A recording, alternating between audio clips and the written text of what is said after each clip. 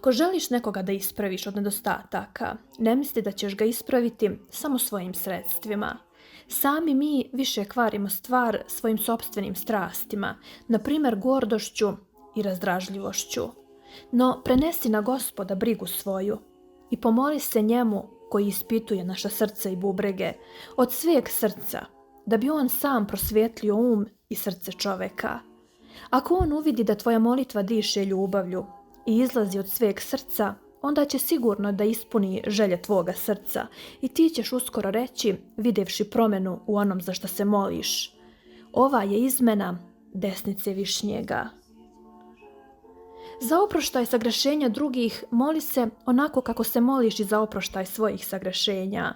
Kada oni poražavaju tugom i teskobom tvoju dušu, pobeđuju te bolešćivošću, u skrušenju srca i sa suzama moliš Boga za pomilovanje. Podjednako se moli i za spasenje drugih, kao i za svoje sopstveno. Ako dostigneš to i pretvoriš u naviku, onda ćeš dobiti od Gospoda obilje duhovnih darova. Darova Duha Svetoga, koji voli dušu koja se osjeća u spasenju drugih, zato što sam on, Svesveti Duh, na sve načine hoće da spase sve nas. Samo da mu se ne protivimo, da naša srca ne otvrdnu. Sam Duh se moli za nas, uzdisaj me neizrecivim.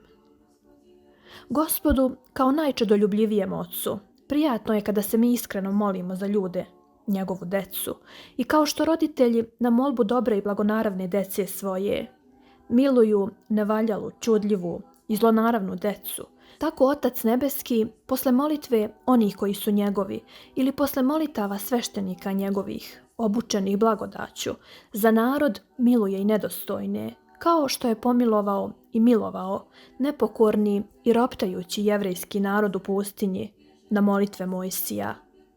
Ali kakva je to vatrena molitva bila? Post Mojsijev je neuzdržljivost Izraeljaca, stradanja svetih za našu razneženost, njihovi postovi i odricanja za naše neuzdržanje i raskoš, njihove vatrene molitve za nas lenje za molitvu. Post Gospoda našeg Isusa Hrista je naše neuzdržanje, njegove raširene ruke na krstu za naše pružene ruke prema zabranjenom drvetu i prema svemu zabranjenom po Božjim zapovestima.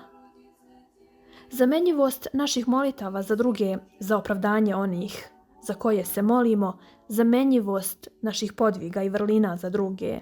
Na primjer, molitve i milostinje za umrle i za žive. Tako su molitve sa suzama majke Avgustinove za sina svoga spasle Avgustina. Sveti Jovan Kronštatski.